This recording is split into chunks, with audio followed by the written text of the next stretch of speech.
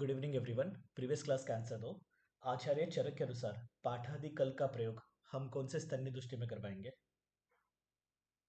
फेन संघात। फेन संघात फेन संघात में या द्राक्षादि क्वाद का प्रयोग और पंचकोलादि लेप का प्रयोग वैरस्य वैरस्य वैरस्य में। है ना, वैरस्य में करवाएंगे। विषादी का कल का प्रयोग किसमें?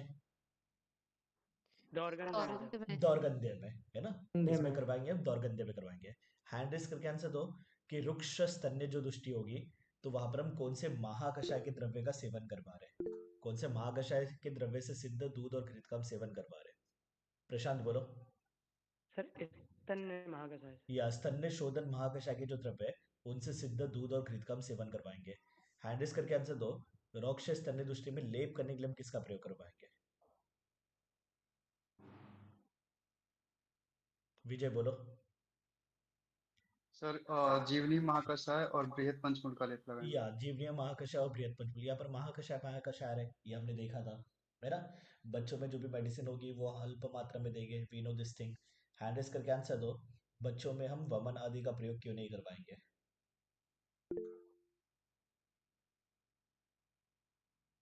प्रशांत बोलो। सर उसमें वाक चेष्टा असमर्थ होता है और नहीं नहीं, वमन मृदु आदि और का परतंत्र या की वजह से। मृदु और परतंत्र होने की वजह से वहां पर हम वमन आदि कर्म नहीं करवाएंगे। औषधि स्वल्प मात्रा में क्यों देंगे? तो वहां पर हम देखते हैं कि वाक और चेष्टा में असमर्थ होते हैं। दोनों का रीजन अलग अलग याद रखना है अपने को, दोनों को मिक्स नहीं करना है। ओके, औषधि स्वल्प मात्रा में क्यों दे रहे? क्योंकि वाक और चेष्टा में असमर्थ है। हम वमन आदि कर्म क्यों नहीं करवा रहे? क्योंकि जो बच्चे हैं वो कैसे होते हैं? तो मृदु और परतंत्र होते हैं, कोमल प्रकृति के होते हैं, परतंत्र होते हैं, सहन नहीं कर पा रहे, तो इसके लिए हम नहीं करवाएंगे। कौन से रसात्मक द्रव्य से सिद्ध कषाय का हम प्रयोग करवाते हैं? मधुर मधुर है ना, मधुर। मधुर। और उसमें मृदु करने के लिए क्या मिला कर देंगे हम? क्षीर शीर। क्षीर मिला कर देंगे, है ना, क्षीर मिला के देंगे। वी नो, जो अति स्निग्ध है, अति उष्ण है और अति रुक्ष है, अत्यंत अम्ल है और जो कटु विपाकी वगैरह है, इनका हम प्रयोग नहीं कर पाएंगे। वैसे ही गुरु द्रव्य का भी हम प्रयोग नहीं कर पाएंगे। ओके। चिकित्सा स्थान को क्या कहा है आचार्य चरक ने? कौन सा स्थान? रहस्य स्थान। रहस्य स्थान, है ना, रहस्य स्थान। हैंड रेस करके आंसर दो, अनुक्त रोगों की चिकित्सा में किसका विचार करके चिकित्सा करना चाहिए? तीन चीजें। अंजलि बोलो। तो दोष दूष और निदान या दोष दूष्य और चिकित्सा। निदान का विचार करते हुए हम क्या करेंगे? चिकित्सा करेंगे, है ना, ये हमने देखा हुआ था। नेक्स्ट हम पार्ट चलेंगे, बाल रोग वाला पार्ट अपना हो चुका था। उसके बाद में हम चिकित्सा में किस किस का विचार करना चाहिए ये सब तो अपना चल ही रहा है अनुक्त रोग में। या श्लोक नंबर 293 देखो, या ये रेफरेंस के लिए आ सकता है। यहाँ पर बता रहे आचार्य चरक, देश काल प्रमाणानाम सातवें असातवें से च एव इ सम्यक युगो अन्यथा ही येषाम पथ्यम अपि अन्यथा भविता। तो यहाँ पर आचार्य चरक बता रहे हैं कि देश का, काल का, प्रमाण का, सातवें का, असातवें का, है ना, इनके सम्यक योग का विचार करते हुए कि इनका ठीक तरह से प्रयोग करना है अपने को, सम्यक योग का विचार करते हुए चिकित्सा करनी चाहिए। अदरवाइज अगर हम इनका सम्यक योग प्रयोग नहीं करेंगे तो पथ्य जो द्रव्य होगा वो भी अपथ्य हो जाएगा। अब फॉर एग्जाम्पल जस्ट हम सोच रहे हैं कि जो शेर है वो पथ्य है, वी नो दिस थिंग, है ना, गोदुग्ध पथ्य माना जाता है। बट अगर पेशेंट को गोदुग्ध साथ में ही नहीं है, अगर वो लैक्टोस इनटॉलरेंट है और उसको अगर हम दे रहे हैं तो पथ्य होगा क्या? हो नहीं होगा, सिंपल सी बात है। अगर वही शेर दिन में मतलब आधा ग्लास एक ग्लास जो हम देते थे उसका अब 2 लीटर पिला रहे हो, है ना, प्रमाण से ज्यादा दे रहे हो, तो वो भी पथ्य नहीं होगा। ओके। तो वैसे ही काल की बात है, फॉर एग्जाम्पल वसंत ऋतु में कफ का प्रकोप होता है, वी नो दिस थिंग, और वसंत ऋतु में हम क्या कर रहे हैं, उसको दूध वगैरह पिलाते जा रहे हैं, है ना, तो ये गलत हो जाएगा। तो बोले देश काल प्रमाण साथ में असात में इनके सम्यक योग का विचार करते हुए अपने को चिकित्सा करनी चाहिए। अगर हम नहीं करेंगे तो पथ्य भी क्या हो जाएंगे? तो अन्यथा मतलब पथ्य भी अपथ्य हो जाएंगे करके। ओके। तो यहाँ पर कभी आ गया कि आचार्य चरक के अनुसार चिकित्सा में कितने प्रकार की सम्यक योग का विचार करते हुए चिकित्सा करनी चाहिए? तो बोलेंगे 5 प्रकार के सम्यक योग का विचार करना चाहिए अपने को। देश का सम्यक योग, काल का सम्यक योग, प्रमाण का, सातवें का और असातवें का, है ना, इनके सम्यक योग का विचार करते हुए हम चिकित्सा करेंगे। अदरवाइज जो पथ्य होगा वो भी अपथ्य माना जाएगा। अब क्या करेंगे आचार्य चरक, एक एक को डिस्क्राइब करते जाएंगे, है ना, जो अपने देश काल प्रमाण सातवें, असातवें, इन सबको डिस्क्राइब करेंगे, है ना, इनका सम्यक योग क्या होता है करके। तो पहले हम देख रहे हैं देश का सम्यक योग। तो यहाँ पर शारीर देश का बात करें आचार्य चरक, भूमि देश की बात नहीं कर रहे, है ना। तो बोले आस्याद आमश स्थानी रोगान नस्तः शिरोगतान गुदात पक्वाशयस्थाश्च, है ना, कि अगर आमाशयगत रोग होगा तो वहां पर हम मुख के द्वारा औषधि का प्रयोग करवाएंगे। अगर शिरोगत रोग होगा तो नस्य के द्वारा औषधि का प्रयोग करवाएंगे। और अगर पक्वाशयगत रोग होगा तो गुद के द्वारा औषधि का प्रयोग करवाएंगे। कोई रॉकेट साइंस है क्या? बिल्कुल नहीं। यहाँ पर रूट ऑफ ड्रग एडमिनिस्ट्रेशन की बात की है आचार्य चरक ने। और बोले देश का सम्यक योग, तो यहाँ पर कौन सा देश? अपना शारीर देश। वाग्भट बोलते हैं ना, जब देश के प्रकार करते हैं तो दो प्रकार करते हैं, शारीर देश, भूमि देश करके। भूमि देश के आगे जाके तीन प्रकार होते हैं, आनूप, जांगल, साधारण एंड ऑल डेट, है ना। यहाँ पर देश का सम्यक योग मतलब क्या? कि शारीरिक देश का सम्यक योग, कि कौन से शरीर के पार्ट में रोग होने पर हमने को औषधि कहाँ से देनी चाहिए। तो बोलेंगे अगर आमाशयस्थ, आमाशयगत अगर रोग है तो वहां पर हम मुख के द्वारा औषधि देंगे। शिरोगत रोग है तो नस्य के द्वारा औषधि देंगे। और पक्वाशयगत है तो वहां पर हम गुद के द्वारा हम औषधि का प्रयोग करवाएंगे, है ना। बहुत ही बेसिक सा कॉन्सेप्ट है। तो ये हो गया अपना देश का सम्यक योग। उसके बाद हम देखेंगे काल का सम्यक योग, है ना। अब काल के सम्यक योग में 6 प्रकार का काल, अभी और अंडर सब टॉपिक में हम चले गए, है ना। तो काल के सम्यक योग में उन्होंने बताया 6 चीज का हम ध्यान में रखेंगे। दिन, आतुर, व्याधि, सॉरी, दिन, आतुर, औषध, व्याधि, जीर्ण लक्षण, जीर्ण लिंग और ऋतु, है ना। यहाँ पर ऋतु भी है। ऋतु वेक्षणम कालम विद्यात दिन आवेक्ष पूर्वाहनम वमनम एव वमनम यथा। तो यहाँ पर इन्होंने बताया कि 6 प्रकार के काल का विचार करना चाहिए, है ना। तो यहाँ पर याद रखो, कभी आ जाएगा आचार्य चरक ने कितने प्रकार के काल की बात की है या कितने प्रकार के काल का वर्णन किया है, चिकित्सा की दृष्टि से कितने प्रकार के काल का वर्णन किया है। तो अब बोलेंगे 6 प्रकार के काल। ओके, दिन, आतुर, व्याधि, औषध, जीर्ण लिंग, जीर्ण लक्षण और ऋतु, बोले इनका विचार करना चाहिए। दैट इज काल का सम्यक योग। ठीक है, पहले हमने देखा सम्यक योग कितने प्रकार के, यहाँ पर 5 प्रकार के सम्यक योग बता रहे हैं। देश, काल, प्रमाण, सातवें, असातवें, कि इनका सम्यक योग, इनका ठीक तरह से अपने को प्रयोग करना है। उसके बाद हमने देश के बारे में देख चुके हैं। अभी हमारे काल पर सेकंड वाले, है ना। काल पर उन्होंने 6 प्रकार कर दिए यहाँ पर। और क्या करेंगे, अभी ये 6 प्रकार को डिस्क्राइब करेंगे, है ना। तो काल का सम्यक योग कितना? 6। या फिर काल के प्रकार भी पूछ लिए 6, चैप्टर के एंड में बताएंगे कि 6 प्रकार के काल करके षड्विधा काल ऐसे करके बोलेंगे भी आचार्य जनक। तो काल का सम्यक योग में 6 चीजों का, 6 काल का अपने को विचार करना है। दिन, आतुर, औषध, व्याधि, जीर्ण लक्षण, ऋतु, है ना। अब एक एक करके फिर इसमें डिस्क्राइब कर रहे हैं। 5 प्रकार के सम्यक योग देख रहे थे। देश का सम्यक योग हो गया था, काल का सम्यक योग देख रहे हैं। काल के सम्यक योग में जो 6 प्रकार बताए, अभी उसमें फिर मतलब वो एक एक करके एक्सप्लेन कर रहे हैं। पहले हम क्या देख रहे हैं, दिन के बारे में। बोले दिन आवेक्ष पूर्वाहन वमनम यथा, बोले दिन का विचार, आवेश मतलब विचार करना, अपेक्षा करना, एक होता है उपेक्षा करना, दैट मीन्स कि छोड़ देना, इग्नोर करना। दूसरा होता है आवेक्ष, दैट इज अपेक्षा करना, विचार करना। तो बोले काल में दिन की अपेक्षा करना मतलब दिन का विचार करना मतलब क्या, तो उन्होंने एक एग्जाम्पल दिया है कि वमन द्रव्य का हम कब प्रयोग करवाएंगे, पूर्वाहन में, है ना। पूर्वाहन मतलब वी कैन से कि सूर्य उदय से लेकर 4 घंटे वाली बात, वी नो दिस थिंग, है ना। तो यहाँ पर काल के 6 प्रकार बता रहे, वापिस बोल रहा हूँ, टॉपिक्स को समझो, है ना, ब्लाइंडली रट्टा नहीं मारना है। काल के 6 प्रकार बताए और बोले ये 6 प्रकार के काल का अपने को विचार करना चाहिए करके सम्यक योग में। पहले उन्होंने बताया दिन का सम्यक योग या दिन वाला जो काल है। तो बोले दिन का विचार करते हुए उन्होंने एग्जाम्पल दिया है। बोले जैसे वमन का अपने को प्रयोग करना है तो हम पूर्वाहन में वमन का प्रयोग करवाएंगे, तब अपने को बेटर रिजल्ट देगा। ठीक है, ये हो गया दिन। उसके बाद आ रहे हैं अपने आतुर। आतुर मतलब रोगी, है ना। तो यहाँ पर 2 प्रकार के रोगी बताए। रोगी अवेक्षो यथा प्रातः निरन्नो बलवान पिबेत भेषजम लघु पथ्य अन्न ही युक्तम अध्यात्म दुर्बलः। तो यहाँ पर अपने को रोगी का विचार करते हुए औषधि का प्रयोग करना है ना, काल के अनुसार वो भी है। एक तो हम देख रहे हैं दुर्बल रोगी, दूसरा बलवान रोगी, है ना। जहां पर हमने दिन में देखा, दिन में हमने एक एग्जाम्पल देख लिया कि पूर्वान, ये दिन के पार्ट है ना पूर्वान। तो बोले पूर्वान में हम वमन का प्रयोग करवाते हैं, ये हो गया दिन के बारे में। उसके बाद हमारे अरे आतुर रोगी के बारे में, है ना। तो बोले रोगी बलवान भी हो सकता है, दुर्बल भी हो सकता है। बलवान रोगी को हम क्या करेंगे, प्रातः सुबह निरअन्नो खाली पेट, है ना, सुबह उठा है 4:30 5 बजे वगैरह उठ गया है और मतलब 5 साढ़े 5 बजे मतलब जब भी शौच विधि वगैरह सब हो गए उसके बाद हम औषधि का प्रयोग करवा रहे हैं इसको, है ना। बलवान रोगी को कब, तो बोले सुबह खाली पेट। क्यों, रोगी बलवान है तो औषधि की तीक्ष्णता वगैरह भी होगी तो भी उसको सहन कर लेगा। ओके। बट अगर वही दुर्बल रोगी है तो वहां पर हम क्या देंगे, तो बोले लघु पथ्य अन्न ही युक्तम अद्यातु, कि लघु और पथ्य अन्न में मिलाकर हम औषधि का प्रयोग करवाएंगे। ठीक है। ये हो गया अपना आतुर।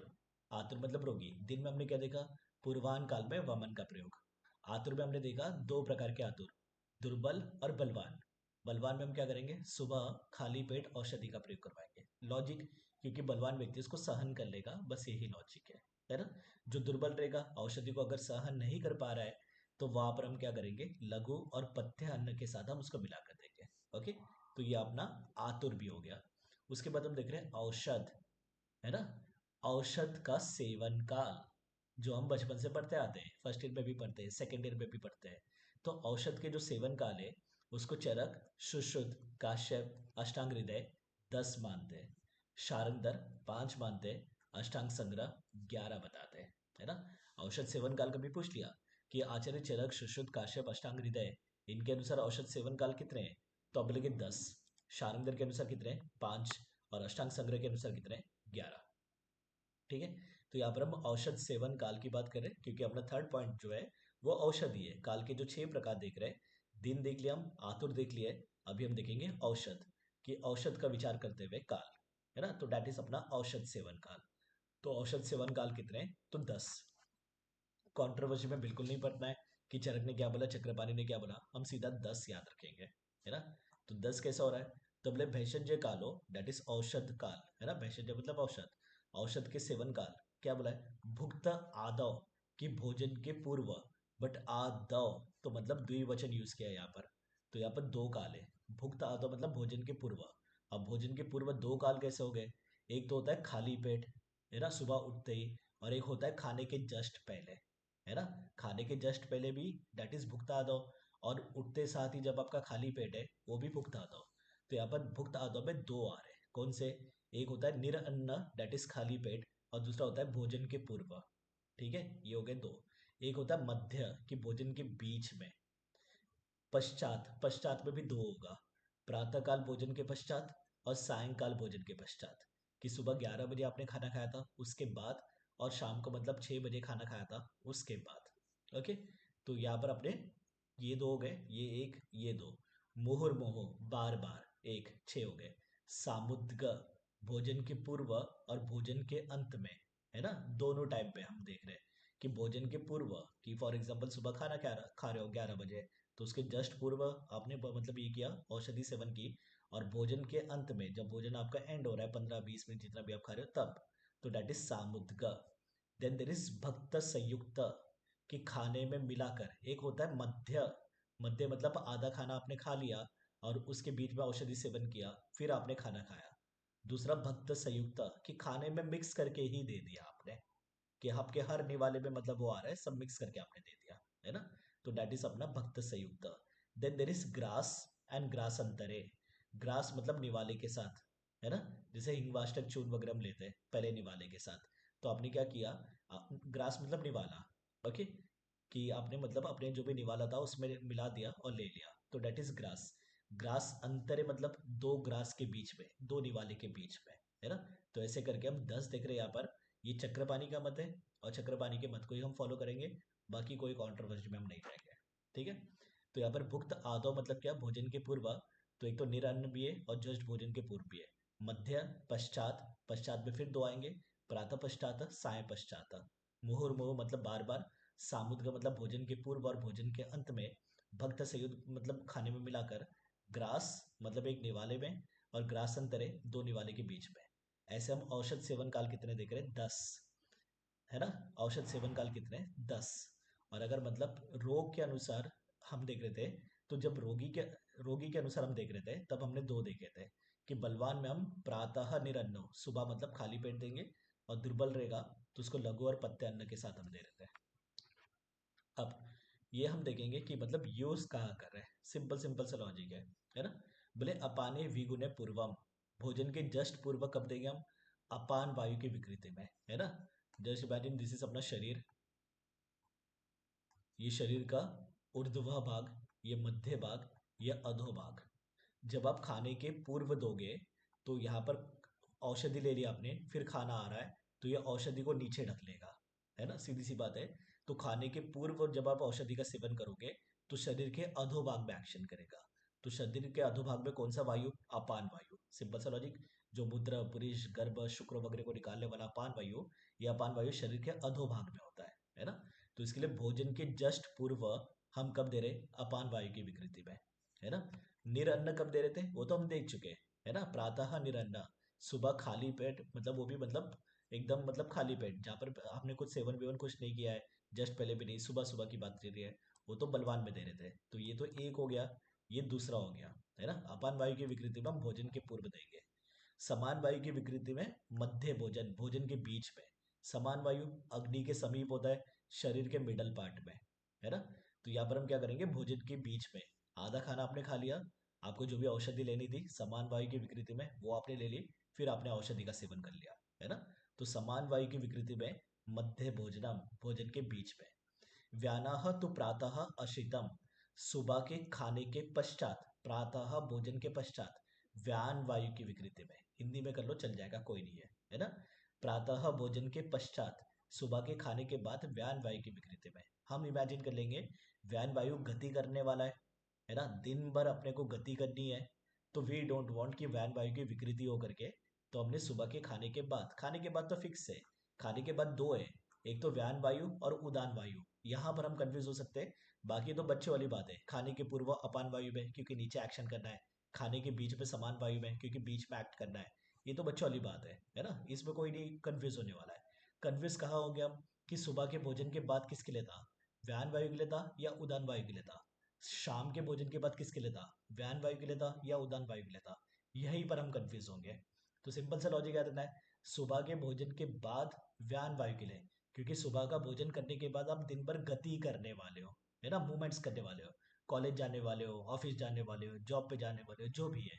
तो सुबह के भोजन के बाद, है ना, हम औषधि का सेवन किस में करें? व्यान वायु की विकृति में। सायंकाल के भोजन के बाद, श्लोक में कहीं लिखा है क्या? नहीं, चक्रपाणी का मत, है ना। सायंकाल के भोजन के बाद उदान वायु की विकृति में, याद रखो ये बात। ओके। प्रातः भोजन के पश्चात व्यान वायु की विकृति में, साया भोजन के पश्चात उदान वायु की विकृति में। उसके बाद हम देख रहे हैं ग्रास ग्रास अंतर इष्यते, कि एक निवाले में मिलाकर या दो निवाले के बीच में, कब? प्राण वायु की दृष्टि में, है ना। ये याद रखोगे, या तो सभी रखना है, इंपॉर्टेंट बता रहा हूँ जहाँ पर कंफ्यूज हो सकते हो आप, जहाँ पर याद रखना पड़ेगा। अपान वायु समान वायु वॉज वेरी इजी। तो प्राण वायु की दृष्टि में कब? तो बोले एक निवाले में मिलाकर या दो निवाले के बीच में, दैट इज प्राण वायु में ग्रास ग्रास अंतर। ओके। मुहुर्मुहु मतलब बार बार, तो बार बार कब लेंगे? ऐसे डिजीज में जहां पर बार बार अटैक्स आते हैं, है ना।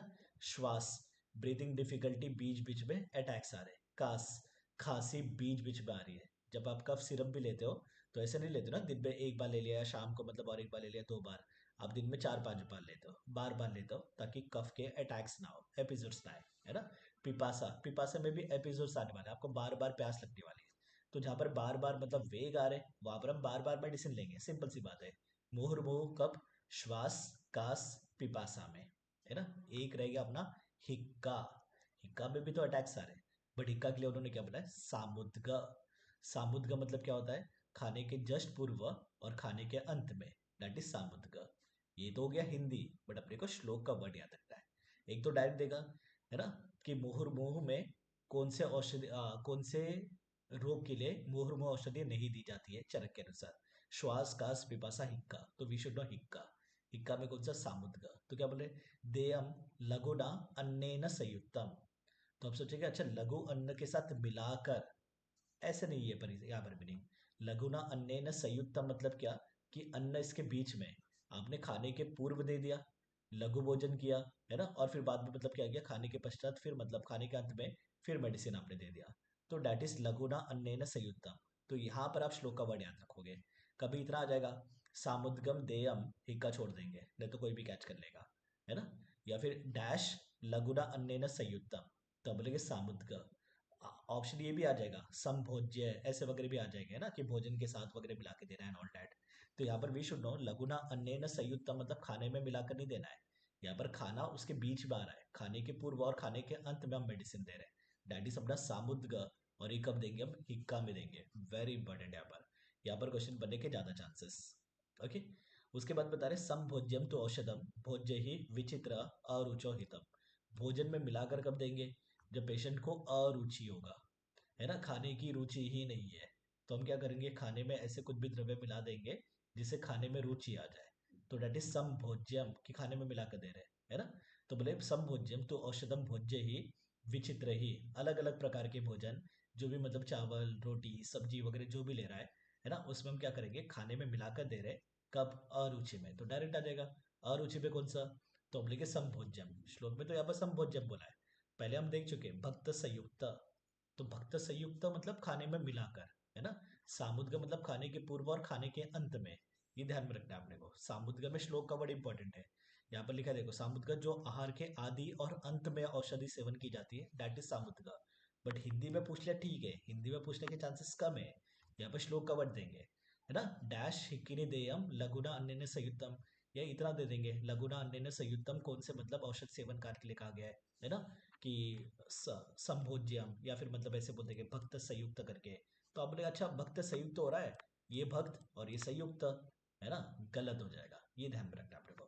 लघुना अन्य संयुक्तम भक्त संयुक्तम के लिए नहीं कहा गया है, सामुद्रिक के लिए कहा गया है। होप सो क्लियर है, कंफ्यूज कहाँ होने वाले हैं ये भी मैं बता रहा हूँ, ध्यान में रखो।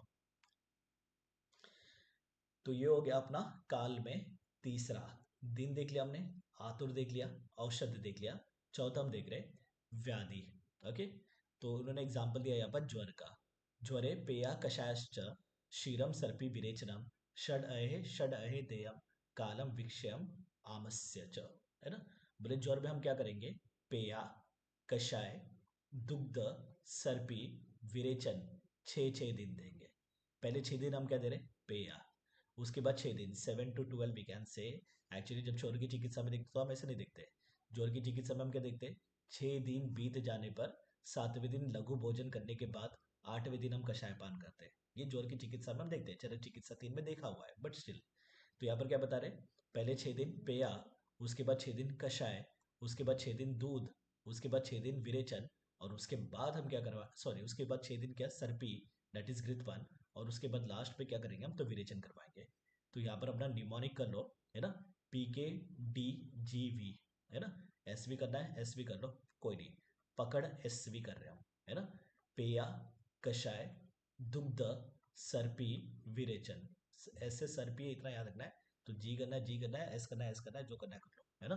पकड़ SV करो। ओके, तो पेया, पहले 6 दिन हम पेया दे रहे हैं, उसके बाद 6 दिन कषाय पान, उसके बाद 6 दिन दुग्ध पान, उसके बाद 6 दिन सर्पी पान, उसके बाद हम क्या करवाएंगे, तो विरेचन का प्रयोग करवाएंगे। तो दिस इज सीक्वेंस, है ना। यहाँ पर हम व्याधि अपेक्षा काल देख रहे हैं, व्याधि के अनुसार, ज्वर इज अ व्याधि, तो ज्वर में हम पेया कषाय सर्पी शीर सर्पी विरेचन, ये 6 6 दिन हम इसका क्या कर रहे हैं, प्रयोग करवा रहे हैं, ठीक है।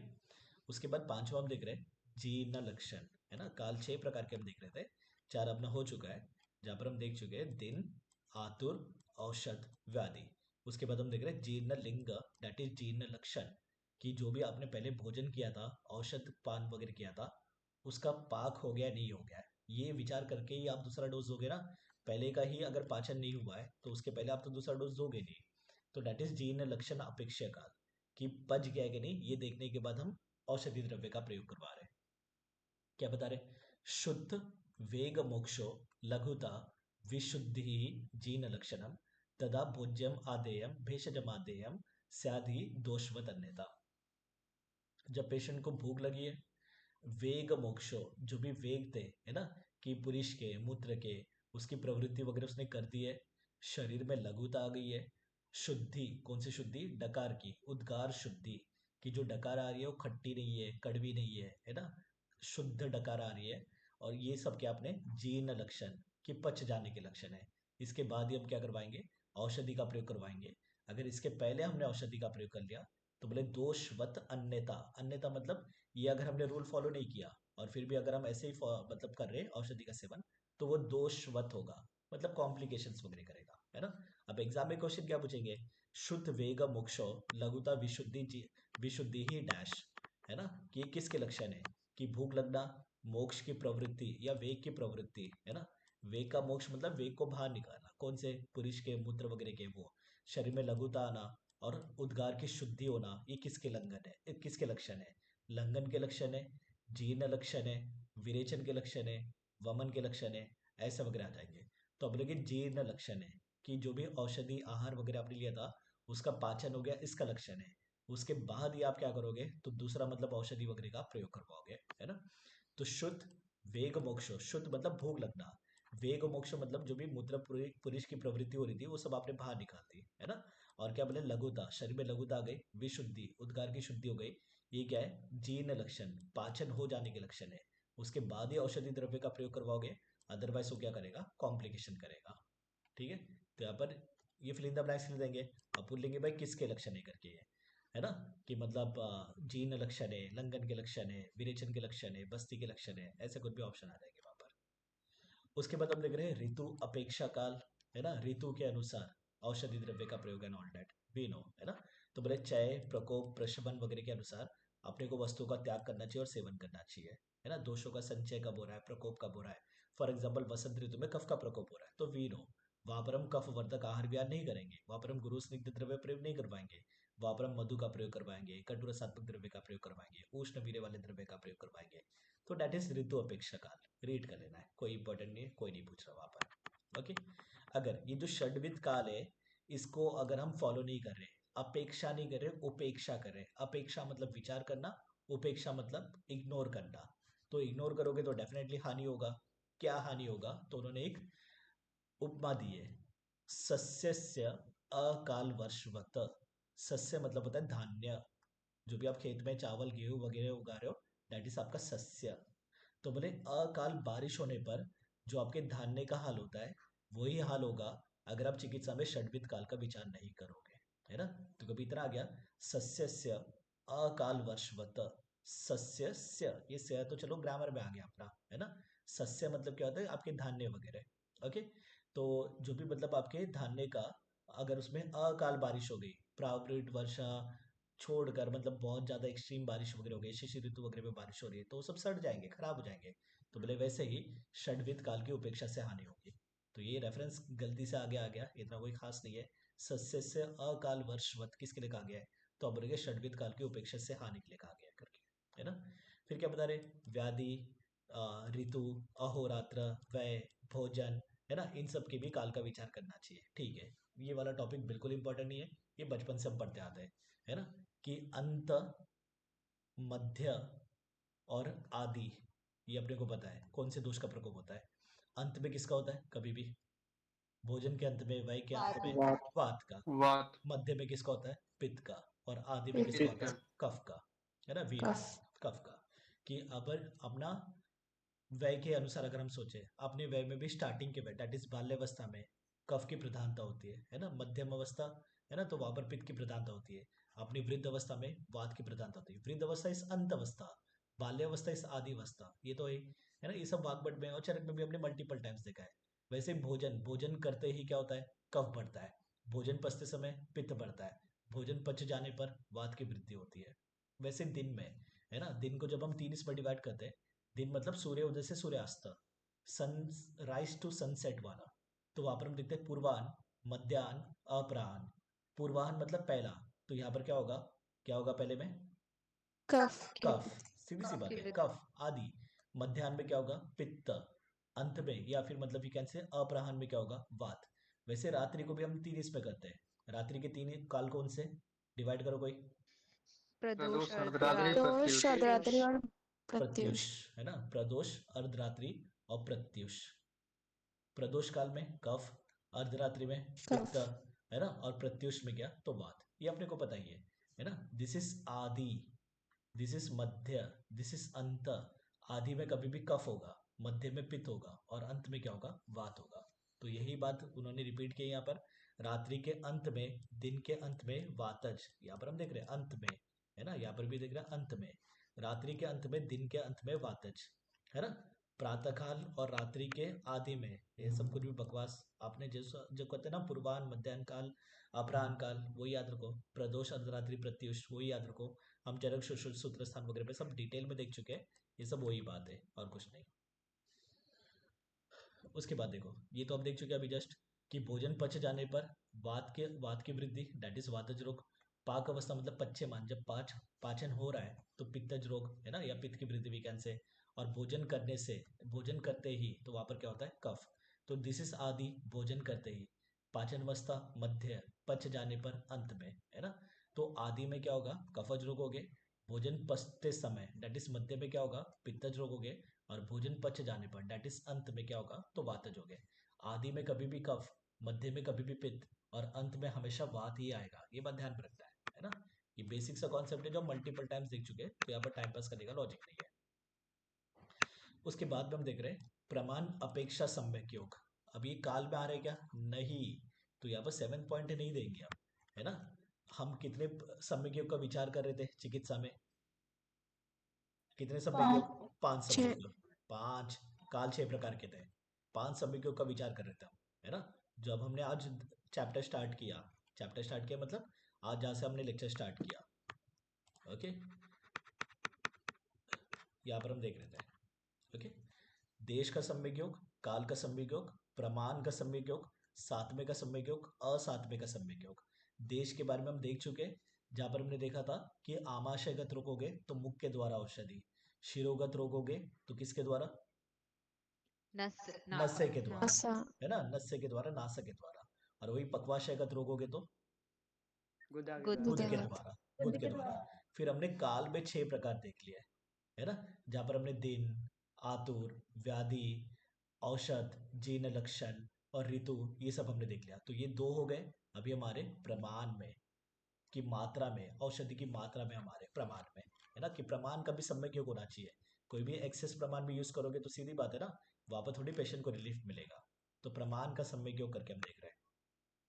तो उन्होंने क्या बोला है, न अल्पम हंति औषधम व्याधिम यथा आपो अल्प महानलम दोषवत च अतिमात्रम स्यात सस्यस्य अति उदकम यथा। ओके। औषधि का प्रमाण, दैट इज औषधि का डोज क्यों इंपॉर्टेंट है करके। अगर हमने अल्प मात्रा में औषधि दी तो व्याधि का नाश ही नहीं करेगा। ना अल्पम हंति औषधम व्याधि, कि अल्प मात्रा में अगर हमने औषधि दी तो वो व्याधि का नाश नहीं करेगा, है ना। सिंपल सी बात है। अगर पेशेंट को देना था 10 ग्राम, हम दे रहे 2 ग्राम, तो व्याधि का नाश नहीं करेगा। बोले किस प्रकार, तो उन्होंने एग्जाम्पल दिया, यथा आपो अल्प महा अनलम, ज्यादा मात्रा में अग्नि लगी हुई है ना, आग लगा हुआ है, महा अनलम। और वहां पर आप मतलब जल अल्प प्रमाण में डाल रहे हो। एक रूम में आग लगी हुई है और आप 1 लीटर का बॉटल लेकर, पानी लेकर वो डाल रहे हो, आग बुझेगा क्या, नहीं बुझेगा।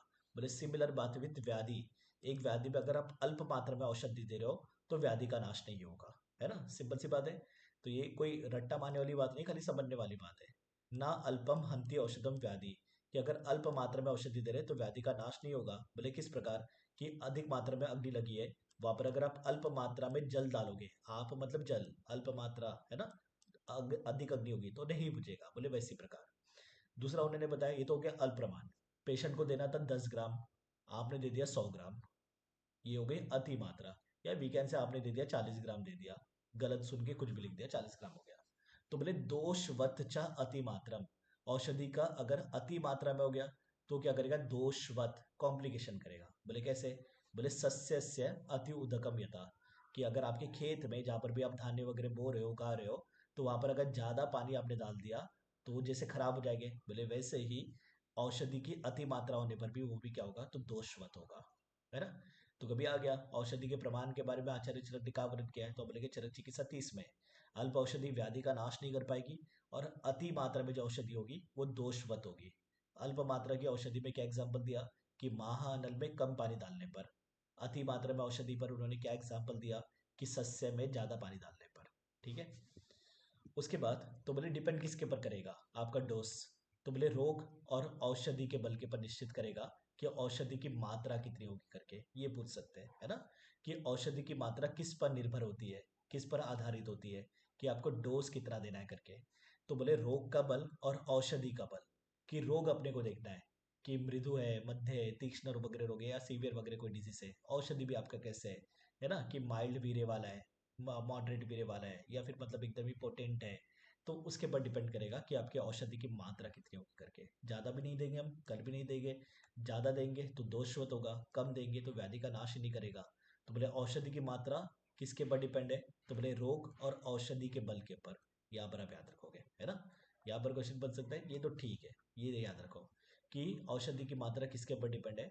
तो बोलेंगे रोग का बल और औषधि का बल दोनों के ऊपर डिपेंड है, खाली औषधि का बल नहीं, रोग का बल भी।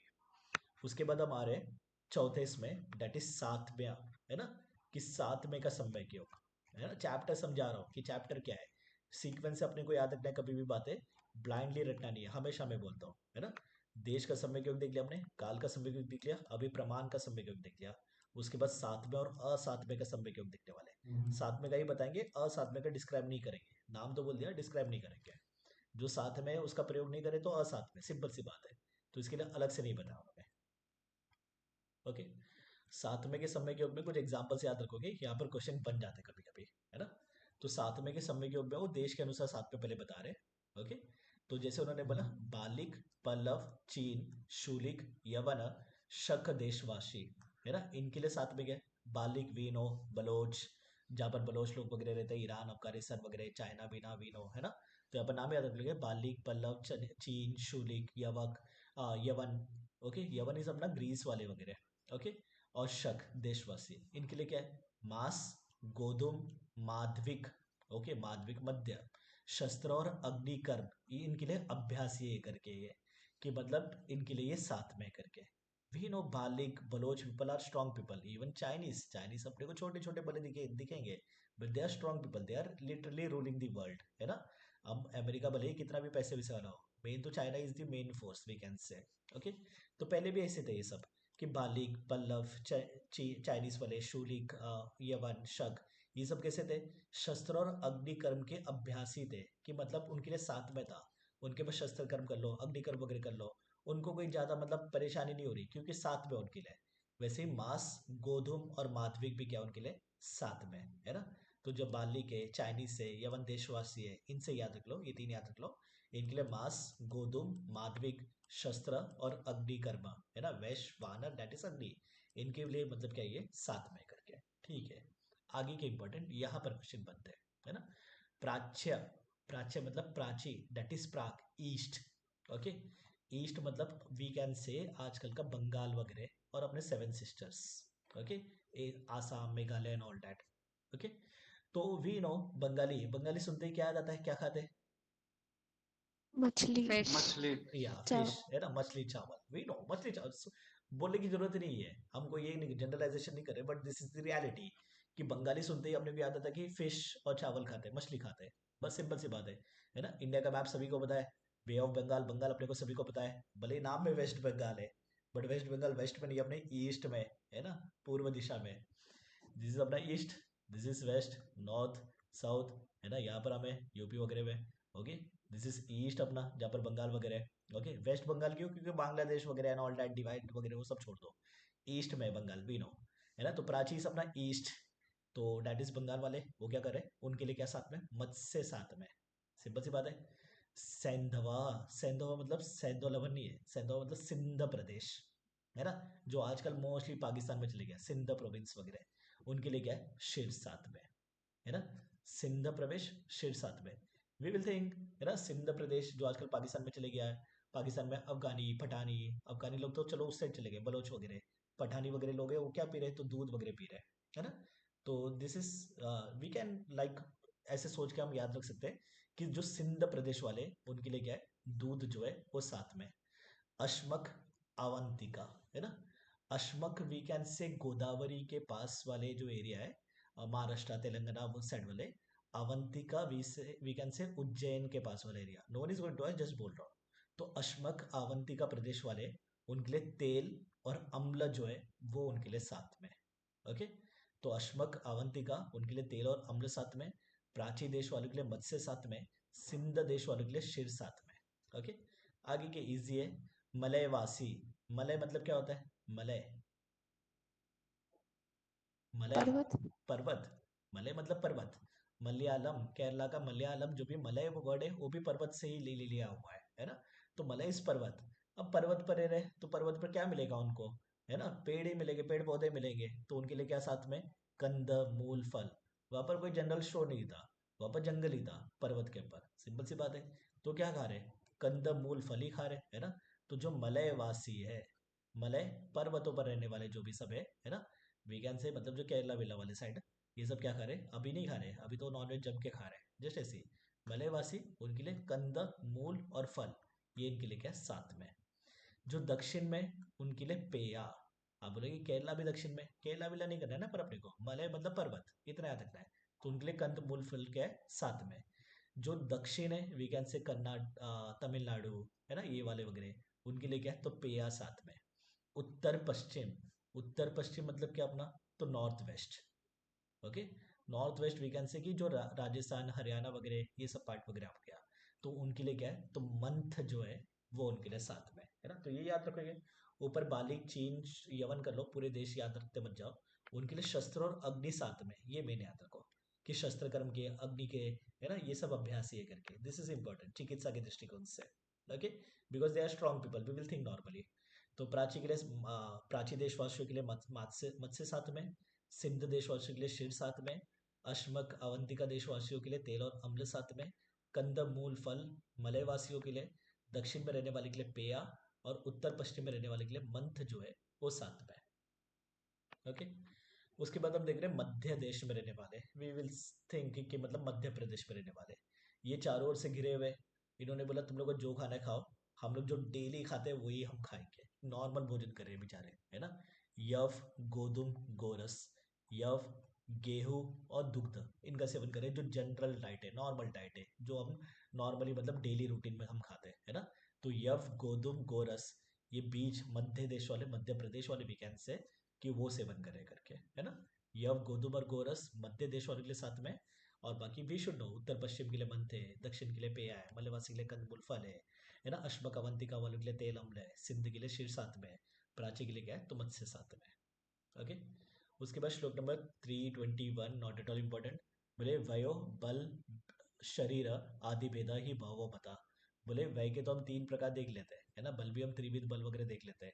वैसे शरीर है, ये सब है, प्रकृति विकृति है, इनके अनेक भेद होते हैं।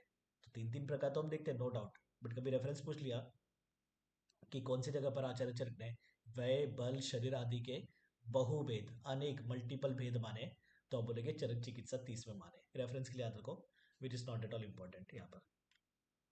उसके बाद हम देख रहे हैं विपरीतार्थकारी चिकित्सा का कुछ एग्जाम्पल देख रहे हैं। विपरीतार्थकारी के एग्जाम्पल हम चरक निदान 1 में भी देख चुके हैं, जहां पर हमने उपशय देखा था। कितने प्रकार के उपशय बता रहे थे चक्रपाणी, 18। 18। 18। 18। अब उपशय नॉर्मली कब मिलता है, जब हम विरुद्ध गुण वाले द्रव्य का यूज करते हैं, है ना। अब फॉर एग्जाम्पल कोई वातज रोग है, तो वहां पर जब आप स्निग्ध उष्ण द्रव्य का प्रयोग करवाओगे, तो वहां पर आपको क्या मिलेगा, उपशय, दैट इज रिलीफ मिलेगा। बट समान द्रव्य का प्रयोग करने के बाद अगर आपको रिलीफ मिल रहा है, समान गुणात्मक द्रव्य का प्रयोग करने के बाद अगर आपको रिलीफ मिल रहा है, तो डेट इज आपका विपरीतार्थकारी उपशय। सिंपल सी बात है। अब फॉर एग्जाम्पल पित्त है, पित्त उष्ण होता है, और पित्तज अगर वृंशोत में अगर आप उष्ण उपनाह का प्रयोग करवा रहे हो, है ना, तो डेट इज आपका क्या, समान गुण वाले द्रव्य आपने प्रयोग कर दिया, और उसकी वजह से अगर उपशय मिलेगा तो इसको हम विपरीतार्थकारी उपशय बोलेंगे, है ना। विपरीतार्थ एक होता है विपरीत, कि विपरीत गुणात्मक द्रव्य हमने प्रयोग किया और अपने को रिलीफ मिला, तो डेट इज विपरीत उपशय। विपरीतार्थकारी उपशय किसको बोलेंगे, समान गुणात्मक द्रव्य यूज करने के बाद, समान गुणात्मक द्रव्य से वृद्धि होनी चाहिए ना, समान गुणात्मक द्रव्य का यूज करने के बाद भी जब अपने को रिलीफ मिलता है, तो डेट इज कॉल्ड एज विपरीतार्थकारी उपशय या विपरीतार्थकारी चिकित्सा। चिकित्सा से रिलीफ मिल रहा है, उपशय इज द पार्ट ऑफ चिकित्सा, है ना, वी नो दिस थिंग। तो यहाँ पर उन्होंने विपरीतार्थकारी चिकित्सा के कुछ एग्जाम्पल दिए, सुन लेना है, कोई खास इंपॉर्टेंट 2-3 है, बाकी तो कुछ खास नहीं है ना। तो बोले जैसे अगर पित्त अपने शरीर के अंदर है, डीप है, तो वहां पर स्वेदन सेक उपनाह का प्रयोग करवाएंगे, तो ये जो पित्त है वो बाहर निकल जाएगा। तो उष्ण द्रव्य का प्रयोग करने की वजह से पित्त बाहर निकल गया, तो डेफिनेटली रिलीफ मिल रहा है। पित्त में नॉर्मली हम शीत चिकित्सा करवाते हैं, बट पित्त में जब हम स्वेदन सेचन उपनाह जैसे उष्ण चिकित्सा करने के बाद पित्त को बाहर निकाल देंगे, तो वहां पर रिलीफ मिलेगा, तो डेट इज विपरीतार्थकारी चिकित्सा। कफ कैसा होता है, शीत होता है, कफ में जब हम शीत द्रव्य का प्रयोग करवाएंगे, है ना, कि शीत द्रव्य का सेचन या फिर वो जो भी मतलब हम ये कर रहे हैं, लेप वगैरह कर रहे हैं, तो इसकी वजह से क्या होगा, जो भी कफ अंदर है ना, इसके ये जो सेचन वगैरह हम करेंगे एंड लेप वगैरह करेंगे, तो उसकी वजह से शरीर में गर्मी बढ़ेगी और जिसकी वजह से कफ का नाश होगा, जो भी डीप कफ है उसका नाश होगा। जैसे हमने उरुस्तम की चिकित्सा में देखा था, याद रहेगा, उरुस्तम में हमने देखा था कि जहाँ पर कफ मेद ने सबको मतलब अवरोध करके रखा हुआ है, हम वहां पर पेशेंट को क्या कर रहे हैं, उल्टे डायरेक्शन के नदी में तैरवा रहे हैं, है ना, उल्टे डायरेक्शन के नदी में जो शीत जल वाला है, ऐसे सब हमने देखा था। तो शीत जल के स्पर्श से क्या होगा, तो जो अंदर की उष्णता बढ़ेगी, बाहर निकल नहीं पाएगी, तो अंदर वो कफ मेद वगैरह का नाश करेगा। तो डेट इज विपरीतार्थकारी चिकित्सा। आगे आगे के एग्जाम्पल इंपॉर्टेंट, घना लेपो चंदनस्य अपि दाहकृत। चंदन का लेप शीतता लेके आता है, सभी को पता है, बट अगर चंदन का अगर आपने बहुत ही थिक लेप लगा दिया, तो उसकी वजह से शरीर की जो गर्मी है वो अंदर ही रहेगी, है ना, बाहर नहीं निकल पाएगी, तो वो भी क्या करेगा, दाह उत्पन्न करेगा। चंदन जैसे अगर आप शीत द्रव्य का भी लेप कर रहे हो, बट अगर आपने घन थिक लेप कर दिया, तो भी क्या करेगा, दाह उत्पन्न करेगा। तो डेट इज विपरीतार्थकारी चिकित्सा, है ना। चंदन का लेप शीत, चंदन शीत है, तो अगर मतलब हल्का लेप लगा रहे हैं तो शीतता लेके आ रहा है, बट अगर आपने थिक लेप लगा दिया तो दाह उत्पन्न कर रहा है। तो डेट इज विपरीतार्थकारी चिकित्सा, है ना। उसके बाद हम देख रहे हैं छर्दिग्नि मक्षिका विष्टा मक्षिके एव तु वाम्येत। दिस इज इंपॉर्टेंट एग्जांपल, और इसके बारे में हम पहले डिस्कस कर चुके हैं। जब हम सुश्रुत में छर्दी की चिकित्सा देख रहे थे तब मैंने बोला था कि चरक में ये वाला एग्जाम्पल आएगा, आ गया, है ना, कि मक्षिका डेट इज मक्खी। अब फॉर एग्जाम्पल आप चाय पी रहे हो या कुछ भी खा रहे हो आप, है ना, आपके दाल में या आपके मतलब जो चाय में मक्खी गिर गई, और आप जस्ट खा रहे थे उतने में मक्खी गिरी और आपने मुंह में डाल दिया, तो डेफिनेटली वहां पर वॉमिटिंग होगा, या जो भी अंदर रहेगा सब आप बाहर निकाल दोगे, कॉमन सी बात है। पहले ही पता चल गया तो हम खाएंगे नहीं, बट खाते खाते जस्ट पता चला और चले गया अंदर, तो डेफिनेटली आप वॉमिटिंग करके बाहर निकाल दोगे। तो मक्षिका मक्खी कैसे, वामक है, बट मक्षिका की जो विष्ठा है, मक्षिका की जो पुरुष है, वो कैसी है, छर्दिग्नि। तो डेट इज विपरीतार्थकारी चिकित्सा, छर्दी का नाश करने वाली है। सुश्रुत ने छर्दी की चिकित्सा में बताया था मक्षिका की विष्ठा कि छर्दी का नाश करने वाली है, ठीक है। तो मक्षिका वामक है, दैट इज नॉर्मल बात, बट मक्षिका की जो विष्ठा है वो छर्दी का नाश करने वाली है, दैट इज विपरीतार्थकारी चिकित्सा, ठीक है। तो ये वाला एग्जाम्पल इज मोर इंपॉर्टेंट, यहाँ पर याद रखोगे कि मक्षिका विष्ठा क्या कर रही है, छर्दी का नाश कर रही है करके, है ना। उसके बाद हम देख रहे हैं दशविध परिक्षय विषय, है ना, 10 परिक्षय करके पढ़ा है, दशविध परिक्षय भाव या दशविध परिक्षय विषय, ओके।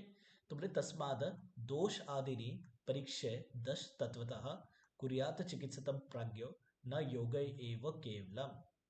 तो यहाँ पर आचार्य चरक बता रहे चिकित्सा के पूर्व आप क्या करोगे, 10 प्रकार के जो भाव है, विषय, उनकी परीक्षा करोगे, उसके बाद ही आप औषधि का प्रयोग या चिकित्सा करोगे, केवल योग के द्वारा चिकित्सा नहीं करोगे, है ना। एक आ गया पेशेंट विबंध का, उसको उठाकर आपने दे दिया अविपत्ति का चूर्ण, दैट इज योग के द्वारा चिकित्सा। वहां पर ना पेशेंट का दोष के बारे में आपने सोचा, ना औषधि की मतलब आपने बराबर कुछ सोचा कि औषधि मृदु है, मध्य, तीक्ष्ण है, कुछ नहीं सोचा, ना देश का, ना काल, सात्व्य, अग्नि, सत्व, ओक, वय, बल, किसी का विचार नहीं किया, आपने खाली योग अनुसार चिकित्सा की। पेशेंट आ गया आम वात का, आपने सीएनआर गुगुल उठा के देख लिया, दे दिया, आपने ये नहीं देखा कि आम वात में पेशेंट की अभी करंट कंडीशन क्या है करके, कौन से दोष के लक्षणों की वृद्धि अधिक दिख रही है, पेशेंट कौन से स्टेजेस में है करके, ये सब कुछ विचार नहीं किया, तो योग के द्वारा चिकित्सा की है। तो योग के द्वारा चिकित्सा करना चरक सीधा बोलते हैं गलत है ना, खाली योग के अनुसार चिकित्सा करो करके। चरक बोलते हैं चिकित्सा के पूर्व हम 10 चीजों की परीक्षा करेंगे। कौन से 10 चीजों की परीक्षा करेंगे, तो बोलते हैं दोष, औषध, देश, काल, सात्व्य, अग्नि, सत्व, ओक, व्यय और बल, इनका विचार करके चिकित्सा करेंगे। तो आप बोलोगे यहाँ तो श्लोक में तो दिया ही नहीं है दोष औषध आदि, तो ये रेफरेंस चक्रपाणी कहाँ से लेते हैं, तो ये लेते हैं चरक सिद्धि 3 से, है ना। चरक सिद्ध, अच्छा यहाँ पर लिखा नहीं है मैंने, बाद में इसमें लिखा हुआ है, कल के नोट्स भेजा था उस पर चेक कर लेना, है ना। चरक सिद्धि में 3रे अध्याय में चरक बताते हैं कि निरूह बस्ती का प्रयोग करने के पूर्व, है ना, तो वहां पर हम क्या करेंगे, दशविध परीक्षय भावों का विचार करेंगे करके, है ना, ये याद रखो, दिस इज इंपॉर्टेंट। निरूह बस्ती का प्रयोग करने के पूर्व चरक बताते हैं कि हम क्या करेंगे, दशविध परीक्षय भावों का विचार करेंगे, उसके बाद ही हम क्या करेंगे, चिकित्सा करेंगे। तो वहां पर वो बताते हैं बस्ती के पूर्व विज्ञान से, तो कौन से 10, तो यही 10 बताते हैं, दोष, औषध, देश, काल, सात्व्य, अग्नि, सत्व, ओक, व्यय और बल। तो दशविध परीक्षा पूछ ली है ना, या फिर पूछ लिया कि बस्ती के प्रयोग के पूर्व कितने भावों की परीक्षा करनी चाहिए, तो आप बोलेंगे 10 भावों की परीक्षा करनी चाहिए। चिकित्सा के पूर्व भी कितने भावों की परीक्षा करनी चाहिए, तो आप बोलेंगे 10। चिकित्सा के पूर्व आ गया, बस्ती के पूर्व आ गया 10। बट अगर आ गया संशोधन के पूर्व कितने भावों की परीक्षा करनी चाहिए, तो क्या बोलोगे? 3 11। संशोधन के पूर्व कितने भावों की परीक्षा करनी चाहिए, तो आप बोलोगे 11। रेफरेंस चरक सूत्र 15, नोट्स पे लिख के भेजा हुआ है मैंने, है ना। चरक सूत्र 15 में हम देखते हैं, डेट इज उपकल्पनीय अध्याय में, तो वहां पर आचार्य चरक बताते हैं संशोधन पूर्व कितने भावों की परीक्षा करेंगे, तो 11। वहां पर दोष भेषज देश काल बल शरीर सातवें सत्व सत्व वय ये सब आएंगे, है ना। कुछ बातें अलग होगी, क्या बातें अलग होगी ये याद रखो, है ना। पहले तो क्वेश्चन याद रखो क्या क्या बता रहा हूँ, 3 चीजों के बारे में याद रखो। पूछ लिया चिकित्सा के पूर्व कितने भावों की परीक्षा करेंगे, तो आप बोलोगे 10। बस्ती के पूर्व कितने भावों की परीक्षा करेंगे, तो आप बोलोगे 10। संशोधन के पूर्व कितने भावों की परीक्षा करेंगे, तो वहां पर आप बोलोगे 11। ऑप्शन क्लियर, नंबर याद हो गए। चिकित्सा के पूर्व 10, बस्ती के पूर्व 10, संशोधन के पूर्व 11। अब बोलोगे बस्ती शोधन का प्रकार, नो डाउट है, बट हम 11 याद रखेंगे वहां पर, ठीक है। अब डिफरेंस याद रखेंगे, 11 और 10 में डिफरेंस क्या हो रहा है। तो जो संशोधन पूर्व 11 परीक्षा बताए, तो वहां पर उन्होंने अग्नि को काउंट नहीं किया है, तो अब अग्नि की परीक्षा नहीं करोगे क्या, करेंगे, बट चरण ने काउंट नहीं किया है, याद रखो। जो संशोधन पूर्वक 11 परीक्षा बताई है, वहां पर अग्नि इंक्लूडेड नहीं है। यहाँ पर हम देख रहे हैं जो चिकित्सा के पूर्व 10 है, या बस्ती के पूर्व जो 10 है, उसमें अग्नि को इंक्लूड किया है ना।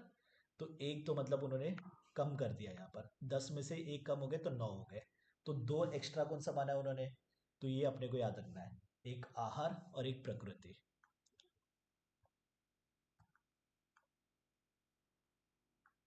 ओके, 10 नाम सामने अपने, ये 10 नाम कौन से, बस्ती पूर्व परीक्षा भाव और चिकित्सा पूर्व परीक्षा भाव, है ना। अगर हमने 10 में से एक निकाल दिया, अग्नि हटा दिया, और उसकी जगह पर 2 ऐड कर दिया, आहार और प्रकृति, तो ये कितने हो गए, 11 हो गए। ये 11 भाव कौन से, तो संशोधन पूर्व परीक्षा भाव, है ना। संशोधन पूर्व परीक्षा भाव का रेफरेंस क्या है, चरक सूत्र 15। क्लियर है, आंसर दो। चिकित्सा पूर्व परीक्षा भाव कितने, 10 10। 10 बस्ती पूर्व परीक्षा भाव कितने, 10 10 10। और संशोधन पूर्व परीक्षा भाव कितने, 11 11 11। संशोधन पूर्व परीक्षा भाव में किसका वर्णन नहीं किया है, तो क्या बोलोगे, अग्नि अग्नि अग्नि किया है, आहार और प्रकृति या अग्नि का वर्णन नहीं किया है, पहले ये अग्नि का वर्णन नहीं किया है, और कौन से 2 एक्स्ट्रा हो गए, तो आहार और प्रकृति एक्स्ट्रा हो गए। होप सो क्लियर है, तो कोई भी एक याद कर लो और डिफरेंस याद रखो यहाँ पर, ठीक है। उसके बाद पत्ते का महत्व बता रहे, यहाँ पर पत्ते के बहुत सारी चीजें और भी बताएंगे, विच इज नॉट इंपॉर्टेंट, महत्व याद रखो। क्या बता रहे, काठिन्यात ऊन भावत्वा दोषोह अंतः कुपितो महान पथ्य मृदु अल्पताम नीतो मृदु दोष करो भवेत। ओके, तो बोले दोषों का जो प्रकोप है, उसके 2 वीकेंड से ब्रॉडली हम क्लासिफाई कर सकते हैं, एक काठिन्यात, दूसरा ऊन भावात। काठिन्यात मतलब क्या, कि जहां पर हम बोल रहे हैं संचय पूर्वक दोष का प्रकोप। ओके, हेमंत ऋतु में दोषों का संचय हुआ है, वसंत ऋतु में दोष का प्रकोप हुआ। ओके, तो that will be called as काठिन्यात, संचय पूर्वक दोष का प्रकोप। देन देर इज ऊन भावात, कि बिना संचय के दोष का प्रकोप। आप जा रहे थे, किसी ने डंडे से पीट दिया, वहां पर वात और रक्त की दृष्टि हो गई, है ना, वात का प्रकोप हो गया, तो वहां पर वात का संचय हो रहा था क्या, कुछ नहीं, किसी ने डंडे से मार दिया, वहां पर वात और रक्त की दृष्टि हो गई, वात और रक्त का प्रकोप हो गया, है ना। तो डेट इज ओन भावात। काठिन्यात किसको बोलेंगे, संचय पूर्वक दोष प्रकोप, जहां पर पहले का दोषों का संचय हुआ, उसके बाद दोषों का प्रकोप हुआ। ऊन भावात किसको बोलेंगे, बिना दोषों का संचय, जो मतलब दोष का प्रकोप हो रहा है। सिंपल सा एग्जांपल, आगंतुज, है ना, रीजन से जो भी हो रहा है। ओके, तो उन्होंने बोला है काठिन्यात और ऊन भावात, ऐसे कंडीशन में जब हम पत्थे का प्रयोग करवाएंगे, तो काठिन्य में मृदुता लेके आएगा, ऊन भावात में अल्पता लेके आएगा। काठिन्यात इस संचय पूर्वक दोष का प्रकोप, वहां पर जब आप पत्थे का द्रव्य का सेवन करोगे, तो वहां पर मृदुता आएगा, काठिन्यात मृदुता। और ऊन भावात, जहां पर उन्होंने बोला बिना दोषों का संचय, जब दोष का प्रकोप हो रहा है, वहां पर जब आप पथ्य द्रव्य का प्रयोग करवाओगे, तो वहां पर क्या आएगा, अल्पता आएगा। श्लोक का वर्ड यहाँ पर ध्यान में रखना है ना। देखो यहाँ पर बोला है उन्होंने, कठिनता, शरीर के दोषों के संचय होने से जब वह अधिक मात्रा में एकत्र हो जाते हैं, उससे हम क्या बोल रहे हैं, काठिन्य। ऊन भावात किसको बोले? दोषों के संचय ना होने से शरीर के भीतरी भाग में अधिक रूप में दोष कुपित हो जाते हैं, तो उसको ऊन भावात बोलेंगे। इतना हिंदी करने की जरूरत नहीं, सिंपल। काठिन्यादिश संचय पूर्वक दोष प्रकोप, ऊन भावादिश बिना दोषों के संचय असंचय पूर्वक दोष प्रकोप, है ना। काठिन्यात में पथ्य द्रव्य से मृदुता, ऊन भावात में पथ्य द्रव्य से अल्पता। श्लोक का वर्ड याद रखना है, मृदुता अल्पता, है ना, याद रखो। ये स्टेटमेंट्स के लिए आ सकते हैं क्वेश्चंस। बाकी ये सब रीड मार लेना, कोई खास इंपॉर्टेंट नहीं यहाँ पर। लास्ट में यहाँ पर देखो, कालः षड्विधा, 6 प्रकार के काल देख चुके हम। 5 प्रकार के सम्यक योग बताया था उन्होंने, उसमें 5 प्रकार के सम्यक योग में एक काल का सम्यक योग था, है ना, काल का विचार करते हुए, जहाँ पर हमने 6 प्रकार के काल देखे थे, है ना, जहाँ पर हमने देखा था दिन, रोगी, मतलब दैट इज आतुर, व्याधि, जीन लक्षण, ऋतु वगैरह, है ना, ये सब हमने देखे थे। लास्ट में चैप्टर रन कर रहे हैं। यो ही सम्यक जा न अति शास्त्रम शास्त्र अर्थमेव च न कुर्यात सक्रियाम चित्रम अचक्षु इव चित्रकृत। बोले जो शास्त्र और शास्त्र के अर्थ को नहीं जानता है, ठीक तरह से जानता नहीं है, जिसने चरक संहिता को नहीं पढ़ा है ठीक तरह से, पढ़ने के बाद उसके मीनिंग को ठीक तरह से नहीं समझा है, तो वो चिकित्सा की क्रिया में कभी सफल नहीं होगा। बोले किस प्रकार? बोले अचक्षु, कोई अंधा जो है वो अगर पेंटिंग बना रहा है, स्केच बना रहा है ना, तो ठीक तरह से बना नहीं पाएगा। चित्रम अचक्षु इव चित्रकृत, बोले बिना आंख का, डेट मीन्स कि अंधा अगर कोई चित्र बना रहा है तो चित्र ठीक तरह से बना नहीं पाएगा, है ना। बोले वैसे ही बिना शास्त्र और शास्त्र के अर्थ को जाने हुए कोई चिकित्सा की क्रिया में सफल नहीं हो पाएगा करके, है ना। तो यो ही सम्यक जानति शास्त्रम शास्त्र अर्थम एव च न कुर्यात सक्रिया चित्रम अचक्षु इव चित्रकृत। कहाँ का रेफरेंस? चरक चिकित्सा 30, क्योंकि यहाँ पर सभी अपनी चिकित्सा खत्म हो गई। तो फाइनली चरक वॉज लाइक कि जो शास्त्र के अर्थ को जानता है वो ही चिकित्सा में सफल होगा, जो नहीं जानते वो सफल नहीं होगा। बोले किस प्रकार? बोले एक अंधा कभी स्केच बनाने में सफल नहीं होगा, आजकल की बात अलग है, कुछ भी हो जाता है ना, नॉर्मली एक अंधा चित्र बनाने में सफल नहीं होगा, वैसे शास्त्र और शास्त्र के अर्थ को जाने बिना हम चिकित्सा के कार्य में सफल नहीं होंगे। तो रेफरेंस कब? जब चिकित्सा खत्म हो गए तब। तो चरक चिकित्सा 30 का ये रेफरेंस है, ठीक है।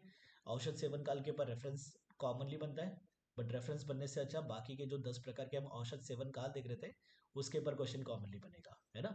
प्रातः भोजन के पश्चात कौन से वायु की दृष्टि में? अपान व्यान वायु।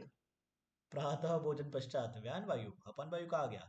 अपान वायु वॉज भोजन पूर्व, है ना। और साया भोजन के पश्चात उदान उदान उदान वायु, वायु। है ना, उदान वायु। भोजन के पूर्व हमने देखा था किसमें? अपान वायु में। और प्रातःकाल निरअन्न पूछ लिया तो वहां पर क्या बोलोगे? प्रातःकाल निरअन्न, सुबह के बलवान व्यक्ति। बलवान, बलवान पुरुष, हम्म। वेरी गुड, है ना, बलवान पुरुष में हमने देखा था। भोजन के मध्य कभी कौन से वायु की विकृति में? समान वायु। समान वायु, समान समान वायु। वायु भोजन के मध्य। ग्रास ग्रासांतर, प्राण वायु। प्राण प्राणवायु वायु, ग्रास ग्रासांतर प्राण वायु, ठीक है। और हमने देखा था सामुद्ग किसमें? हिक्का हिक्का में, हिक्का। हिक्का। श्वास का पिपासा में कौन सा? मुहुर्मुहु। मोर मोर मोर, मोर। मोर, ठीक है। चैप्टर यहाँ पर खत्म हो गया, कोई डाउट यू कैन आस्क।